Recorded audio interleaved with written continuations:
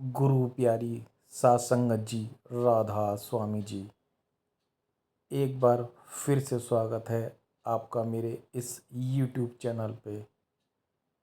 आज जो साखी हम आपके सामने लेकर आए हैं वह साखी भाई मंज जी की है और इस साखी से हम सभी को कुछ न कुछ सीखने को ज़रूर मिलेगा। मंज जी विद्वान भक्त जिनके हृदय में केवल गुरु मुक्ति की कामना, जिन्होंने एक बार गुरु का दामन पकड़ा, फिर कैसे भी विपरीत परिस्थितियाँ आई, गुरु से मुंह नहीं मोड़ा, जिन्होंने अपने विश्वास को डिगने नहीं दिया बल्कि और भी मजबूती के साथ गुरु के दामन को पकड़कर रखा। भाई मंज जी गांव में कंगमाई जिला होशियारपुर के एक बहुत बड़े जमींदार थे। वे गांव के चौधरी थे और बहुत धनवान थे। चौधरी गांव का मालिक ही होता है। उनका असली नाम तीर्था जी था। उनका गोत्र मंज होने के कारण उनका नाम भाई मंज प्रसिद्ध हो गया। वह मुस्लिम संप्रदाय के पीर हजरत सखी सुल्तान सरवर को मानने वाले थे और उसके बहुत बड़े भक्त और उपासक थे। उनके घर में सखी सरवर का पीरखाना भी था, इसलिए लोग उनका बहुत आदर सम्मान करते थे। गांव में उनका रुतबा एक महात्मा जैसा था। सखी सरवर का भक्त होने की वजह से उन्होंने अपने घर में ही सुल्तान सखी सरवर का पीरखाना बना रखा था। वे नियम से प्रत्येक बृहस्पतिवार पीरखाने में रोट चढ़ाया करते थे और श्रद्धालुओं का बड़ा सा जत्था लेकर प्रचार पर निकलते थे। रोट गेहूं के आटे की मीठी और बहुत मोटी रोटी होती है जो देवताओं और पीरों पर चढ़ाई जाती है। सैयद अहमद सुल्तान सखी सरवर एक प्रसिद्ध सूफी संत हुए हैं जिन्हें हिंदू और मुस्लिम दोनों संप्रदाय के लोग मानते हैं। उनकी मजार निकाह नामक स्थान में है। वह अब पाकिस्तान में है।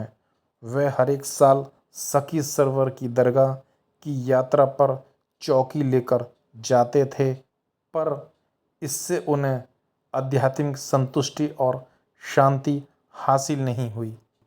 एक बार वह जत्थे समेत निगाह के पीरखाने की फेरी से वापस आते समय श्री गुरु अर्जुन देव जी के दर्शनों के लिए अमृतसर रुके।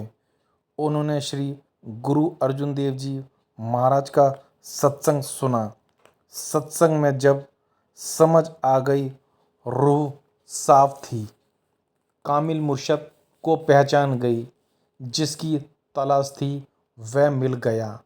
उन्होंने गुरु साहिब से कहा, मुझे तीनों तापों से मुक्ति दिलाइए, मेरा जन्म मरण का चक्कर समाप्त कीजिए, मुझे नामदान की बख्शिश कीजिए, मुझे अपना सेवक बना लीजिए। गुरु साहिब के यह पूछने पर कि क्या आप किसी देवी देवता पीर पैगंबर औलियों को मानते हो, कोई पूजा पाठ करते हो, उन्होंने जवाब दिया, मैं सुल्तान सखी सरवर का उपासक हूँ। प्रत्येक वर्ष सारे गांव के लोगों को इकट्ठा कर चौकी लेकर जाता हूँ। तब तक गुरु साहिब ने कहा कि आपने तो पहले से ही गुरु धारण कर रखा है, आपके ऊपर तो पहले से ही किसी के नाम का रंग चढ़ा हुआ है।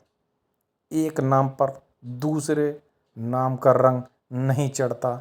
मेरा शिष्य बनने के लिए आपको सिर्फ मेरी बतलाई हुई युक्ति से ही नाम जपना पड़ेगा, नहीं तो कोई फ़ायदा नहीं होगा।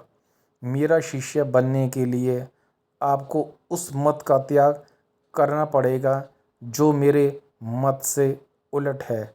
सच्चे मार्ग पर चलने के लिए लोगों की नाराज़गी को भी नज़रअंदाज करना पड़ेगा। अपने घर में जो भी पीरखाना आपने बना रखा है उसे तोड़ डालो। यदि आप ये कुर्बानी कर सकते हो तो मेरे पास आ जाना। भाई मंज जी ऐसे भक्त थे जो ज्ञानी भक्तों की श्रेणी में आते हैं। उन्हें गुरु साहिब का उपदेश सच्चा लगा। वह एक विद्वान भक्त थे। वह घर गए और सबसे पहले उन्होंने बिना किसी हिचक के पीरखाने को तोड़ दिया, नेस्तो नाबूद कर दिया। जब उन्होंने सखी सरवर की पूजा करनी छोड़ दी तो गांव के लोगों ने बहुत समझाया कि आप पीर को पूजते हैं इसलिए माला माल हैं, इसे पूजना छोड़ देंगे तो गरीब हो जाएंगे। आपका तो इतना आदर सम्मान है, सब खत्म हो जाएगा। इसी पीर की बदौलत आज आप इतने धनी हैं, खुशहाल हैं। उन्होंने डराया भी कि पीर बहुत ताकतवर है, वह दुख तकलीफ़ें देगा, बीमारी आ जाएगी, मुसीबतें आ जाएगी वगैरह वगैरह। गांव वालों ने विरोध भी किया पर भाई मंज जी ने किसी की नहीं सुनी। जो होगा सो देखा जाएगा। अब इस पार या उस पार उनकी अंतरात्मा ने कहा सच्चे गुरु पर, जीवित गुरु पर विश्वास करना ही पड़ेगा। जो जिंदा है वही मार्ग दिखाएगा, कोई और नहीं दिखा सकता। वही देगा और दूसरा कोई नहीं दे सकता। जो सदियों पहले मर चुका है क्या वह देगा? जिसकी आराधना वह कर रहा है वह तो सदियों पहले मर चुका है। पीरखाना तोड़ दिया, तोड़ फेंका कर्मकांड की उस आस्था को जो उसे कुछ दिखा नहीं सकी, उसके अंतर में प्रकाश नहीं कर सकी, उसके मन मंदिर को रोशन नहीं कर सकी। उसे यह सब नकली लगा। उसे असल की तलाश थी। उसकी अंतरात्मा ने गवाही दी कि यही कामिल मुर्शद है। मज़ार को तोड़कर वह गुरु साहिब के पास आया और उसे नामदान मिल गया। गुरु जानता था कि जिसने मेरी आज्ञा का पालन किया है, कहने मात्र से अपनी पुरानी परंपरा और मान्यताओं को त्याग दिया है, वह सच्चा अधिकारी है। फिर वही हुआ जो सदियों से होता आया है। जब कोई सच्चे मार्ग पर चलता है तो उसे कष्ट आते हैं। अधिकारी के अंदर नाम की दात डालने के लिए गुरु भी परीक्षा लेता है। बाबा प्रताप सिंह जी महाराज फरमाया करते थे कि शेरनी का दूध सोने के बर्तन में रखा जाता है, साधारण लोहे पीतल के बर्तन में वह खराब हो जाता है, फट जाता है। वही हुआ। गुरु ने बर्तन को सोने का बनाना था, उसे तपाना जरूरी था। कमाई कम हो गई और आहिस्ता आहिस्ता बंद हो गई। घर के पशु धन का नुकसान होना शुरू हो गया। गाय भैंसें, बैल, घोड़े आदि मरने लगे। एक रात चोर उनके घर का सारा सामान चुरा कर ले गए। भाई मंज जी ने उफ तक ना की, नहीं कोसा अपने गुरु को कि मेरी संपत्ति की रक्षा नहीं की। वह बहुत गरीब हो गए। उनके घर का आर्थिक संकट इस कदर गहरा गया कि खाने के लिए भी कुछ न बचा। उन पर कर्जा भी चढ़ गया। नहीं अफसोस किया कि मैंने पीर को क्यों छोड़ा। यह विचार तक अपने मन में नहीं आने दिया कि फिर से पीर खाना बना लेता हूँ, इससे दिन अच्छे हो जाएंगे। गुरु से नामदान के बाद तो हालात बदतर से बदतर हो रहे हैं। गांव के लोगों ने भी कहा कि यह सब पीर खाना गिराने की सज़ा मिल रही है। अब भी पीर खाना बना लो तो फिर पीर तुम्हें माफ़ कर देगा। आप फिर से अमीर हो जाएंगे, मालामाल हो जाएंगे। उन्होंने परवाह नहीं की, कभी ऐसा ख्याल मन में आने ही नहीं दिया। जब वे कर्जा नहीं चुका सके तो कर्जदारों ने उनके घर पर कब्जा कर लिया। गांव वालों ने कहा कि तुमने जो किया है उससे पीर इस गांव पर भी रूठ हो सकता है। बेहतर है कि तुम इस गांव से चले जाओ। आपके यहाँ रहने से गांव पर भी संकट आ सकता है। उन्होंने गांव छोड़ दिया। गांव से बाहर वीराने में रहने लगे। पास कुछ था नहीं, पर वह स्वयं, एक उनकी पत्नी और एक बेटी, सबका पेट तो पालना ही था। सारी उम्र जमींदारी के वैभव में बिताई थी। कोई काम धंधा भी नहीं था, ना ही करना आता था। घर पर खर्च चलाने के लिए भाई मंज जी घास बेचकर गुजारा करने लगे। बाहर जाते घास काटकर गट्ठर बनाकर लाते और बाजार में बेच आते। इसी कमाई से गुजर बसर करते और भजन सिमरन में मालिक का शुक्रिया अदा करते। इस तरह उनका जीवन मालिक की बंदगी करते हुए शांति से व्यतीत होने लगा। एक दिन श्री गुरु अर्जुन देव जी महाराज का एक शिष्य उनके पास आया। उसके हाथ में एक चिट्ठी थी। चिट्ठी दिखाकर उस शिष्य ने कहा, गुरु साहिब ने यह चिट्ठी भेजी है और कहा है कि इस चिट्ठी की सेवा 20 रुपये है। उनका हुक्म है कि अगर भाई मंज यह सेवा दे तो उसे चिट्ठी दे देना। उस समय के 20 रुपये आज के 20,000 हुए। भाई मंज के पास एक ढेला भी नहीं था। बड़ी मुश्किल से घास बेचकर वे अपने परिवार का गुजारा कर रहे थे, और वे बहुत खुश हुए और मन में अपने गुरु से प्रार्थना की कि कृपा करो, मुझे आपकी भेजी हुई चिट्ठी को प्राप्त करने के लिए कुछ पैसों की ज़रूरत है। गुरु ने इंतज़ाम कर दिया। अचानक उसे याद आया कि उसकी पत्नी और लड़की के पास सोने के कुछ जेवर हैं। पत्नी और बेटी से जेवर देने के लिए कहा। जैसा भक्त वह था, उससे भी बढ़कर उसकी पत्नी और बेटी थी। उन्होंने एक शब्द कहे बिना अपने गहने दे दिए। भाई मंज जी वह जेवर लेकर सोनार के पास गए और बेचकर 20 रुपये से गुरु की चिट्ठी ले ली। जैसे ही अपने इष्ट की फोटो को चूमा जाता है, वैसे ही माथे से लगाकर चिट्ठी को चूमा, सीने से लगाया, बहुत प्रसन्न हुए।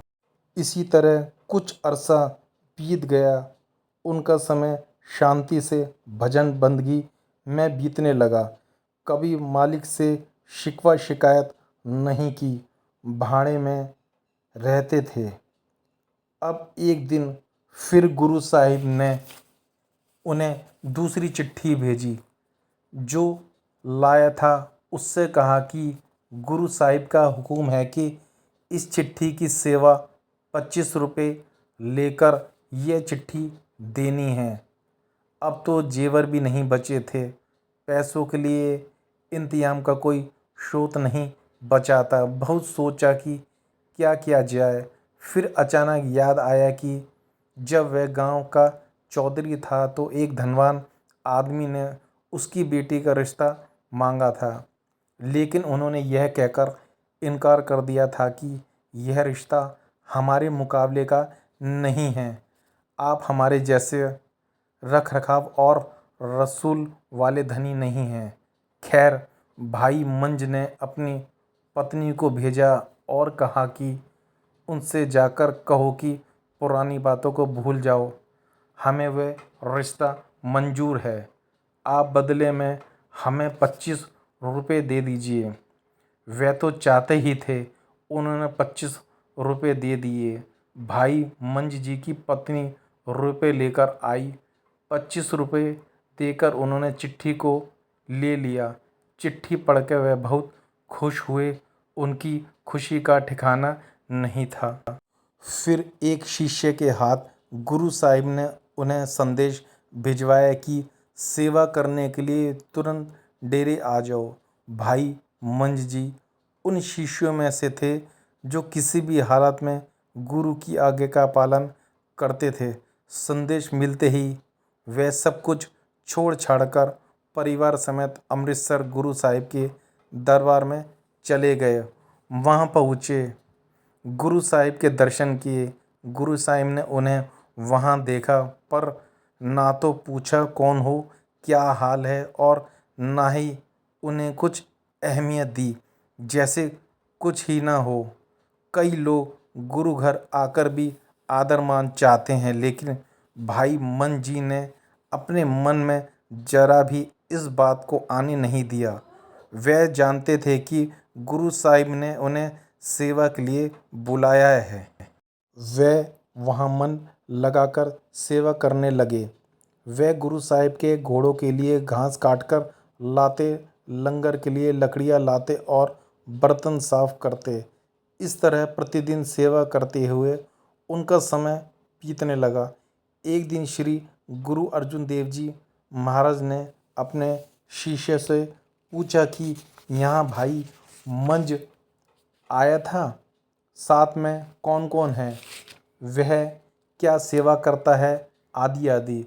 फिर पूछा, अच्छा वह खाना कहाँ से खाता है।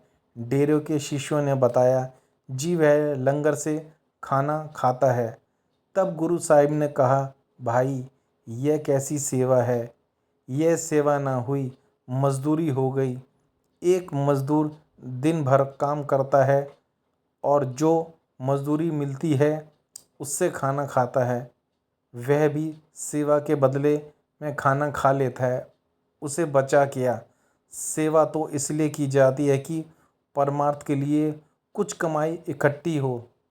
जब यह वार्ता चल रही थी तो भाई मंज जी की पत्नी भी वहाँ थी।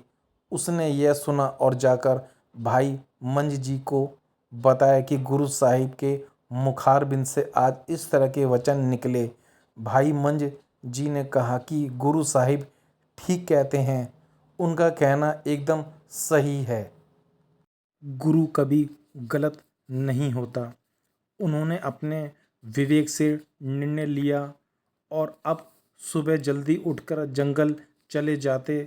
2 गट्ठर लकड़ियाँ काट कर लाते, एक गट्ठर लंगर में दे देते और दूसरे गट्ठर को बाजार में बेचकर उनसे अपना परिवार का गुजारा करते। इस तरह से परिवार सेवा करते हुए उनका समय गुजरने लगा। लेकिन उनका यह नियम था कि पहले एक गट्ठर लकड़ियाँ लंगर में देते थे और उसके बाद में दूसरा गट्ठर बाजार में बेचते थे, और उससे जो पैसे मिलते उससे अपना और अपने परिवार का पालन पोषण करते थे। इस तरह कई दिन बीत गए। एक दिन लंगर घर में लकड़ियाँ ख़त्म थी। अगले दिन लकड़ियाँ किसी भी हालत में लानी ही थी। उस दिन जब वे जंगल में लकड़ियाँ काटकर वापस आ रहे थे तो बड़े जोरों की आंधी आ गई। आंधी का इतना जोर था कि कभी वे गिर पड़े, कभी लकड़ियाँ गिर पड़ती, लेकिन अपनी धुन और सेवा के वह पक्के थे। बड़ी मुश्किल हालत थे, लेकिन लंगर के लिए लकड़ियाँ लाना जरूरी थी, नहीं तो गुरु का लंगर कैसे पकता। लकड़ियाँ छोड़कर आ नहीं सकते थे। यह उनका पहला नियम था कि कुछ भी हो, लंगर में लकड़ियाँ की सेवा में नागा नहीं करना है। किसी भी तरह गिरते पड़ते वे सिर पर लकड़ियों का गट्ठर लिए आ रहे थे कि आंधी का एक तेज झोंका आया और वे गट्ठर समेत एक कुएं में गिर गए। उनका लगभग आधा शरीर कुएं में डूब चुका था। उनका शरीर बुरी तरह भीग गया था।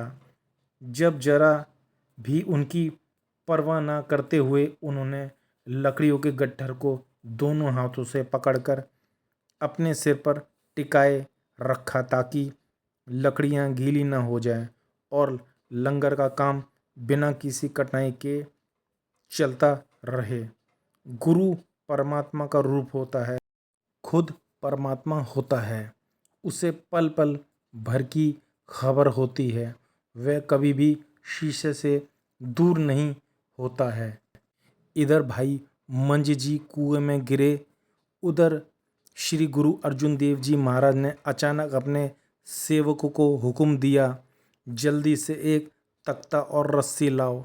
इतना कहकर गुरु साहिब नंगे पैर जंगल की ओर दौड़े। संगत को कुछ समझ नहीं आया कि माजरा क्या है।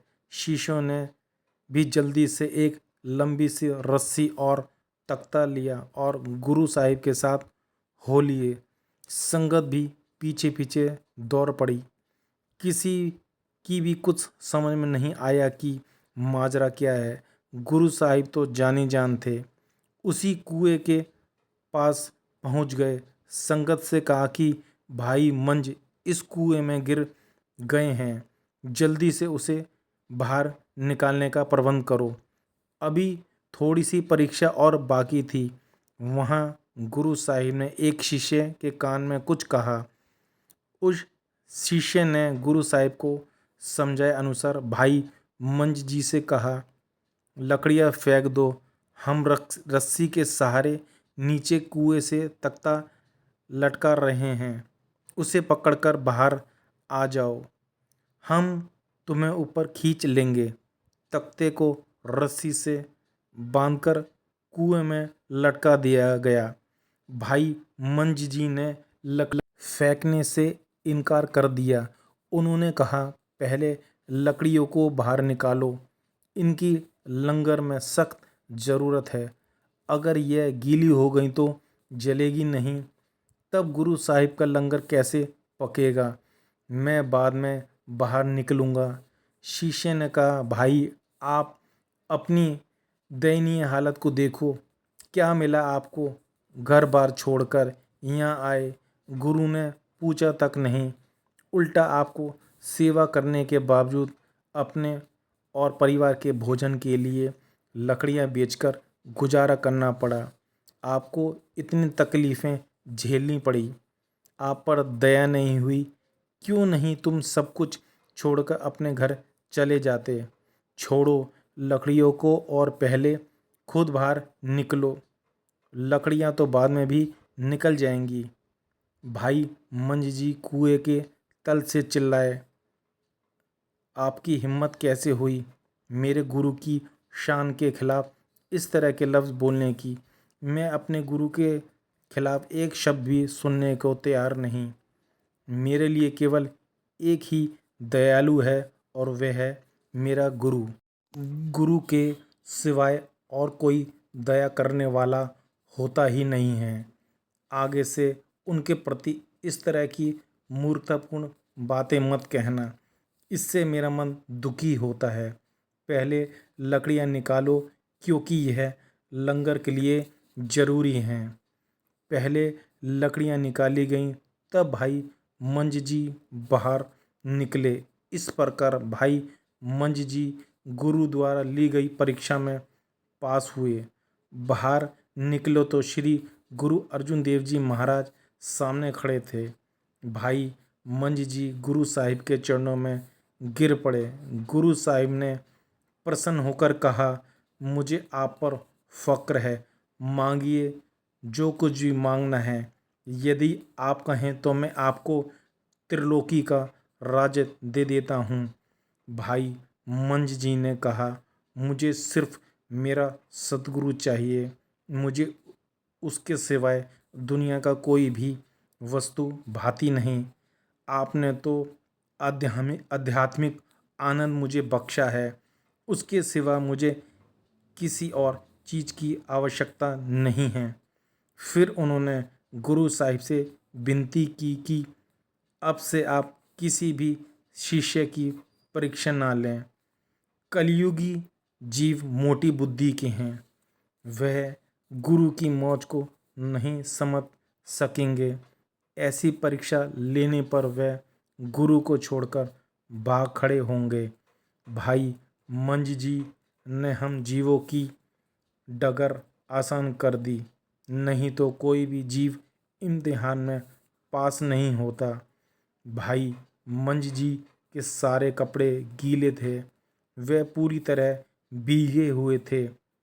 तब श्री गुरु अर्जुन देव जी महाराज ने भाई मंज जी को अपनी छाती से लगाया और वचन फरमाया, मंज प्यारा गुरु को, गुरु मंज प्यारा। मंज गुरु का वही था जंग लंगन हारा। मंज जी ने गुरु से प्यार किया और वह गुरु का प्यारा हो गया। श्री गुरु अर्जुन देव जी महाराज ने कहा कि भाई मंज जी, आप किसको भी नाम देंगे वह संसार के बंधनों से मुक्त होकर भवसागर से पार हो जाएगा, वह सीधा सचखंड जाएगा। इस प्रकार गुरु ग्रंथ साहिब ने भाई मंज जी को अपनी ताकत बख्श दी और अपने जैसा बना लिया। आशा करता हूँ कि आप सभी को भाई मंज जी की यह साखी अच्छी लगी होगी और इस साखी से हम सभी को कुछ न कुछ सीखने को ज़रूर मिलेगा। तो संगत जी, मिलते हैं एक नई साखी के साथ। जब तक आप अपना और अपने परिवार का ध्यान रखिए। आप सभी को दोनों हाथ जोड़कर प्यार भरी राधा स्वामी जी।